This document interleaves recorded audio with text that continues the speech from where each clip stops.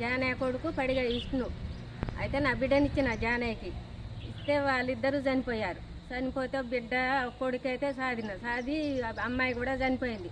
ఆ పిల్లగాని అంతో నీతో చదివించిన 10 పాస్ అయిండు. 10 పాస్ అయినాక ఇప్పుడు వాళ్ళ మేనత్త కూడా దగ్గరికి తీయాలి. నేను సాది అమ్మమ్మని నేను పెంచుకుంటే ఇప్పుడు ఆ భూమి ఆ పిల్లగానికి అండగా ఉంటుందని నేను వాళ్ళ కాళ్ళు వీళ్ళ కాళ్ళు పెట్టి సర్వేలు చేయించినా కూడా కాదని ఎవరో పూనంచినంట ఆయన అడ్డాన్ని తిరుగుతాడు సార్. మాకు ఆ పిల్లగానికి ఏ ఆధారం లేదు సార్.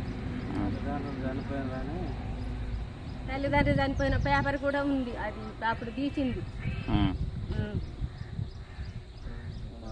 ఆ పిల్లగాని మీలే అండగా కాపాడాలి సార్.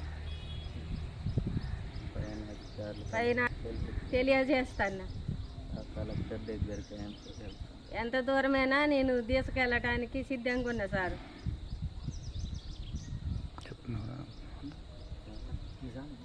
క్లోజ్ చేసి. ప్రియమైన లక్ష్మీదేవిపల్లి ప్రజలారా, నా పేరు Gouni Nageswararao, CPIML new democracy జిల్లా సహాయ కార్యదర్శిని.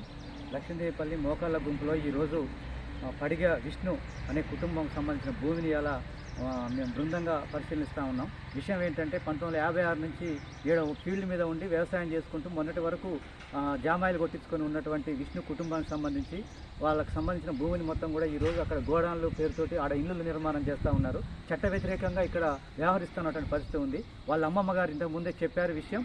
వాళ్ళ కోడలు కొడుకు బిడ్డ అల్లుడు ఇద్దరు చనిపోతే మనవన్ని తీసుకొని సాదుకుంటా ఉన్నటువంటి పరిస్థితి ఉంది. పడిగ కుటుంబానికి ఆయన వారసుడిగా ఉన్నాడు.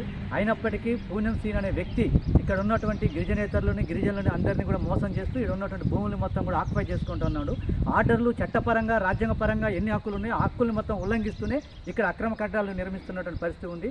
చంపుతానని చెప్పి బెదిరిస్తూ ఉన్నాడు. పాపం తల్లిదండ్రులు లేని పిల్లగారిని రెక్కలు ముక్కలు చేసుకొని రాత్రింబౌలు కష్టపడి సాదుకుంటున్న ఈ కుటుంబానికి న్యాయం చేయాల్సిందిగా కోరుతా ఉన్నాం.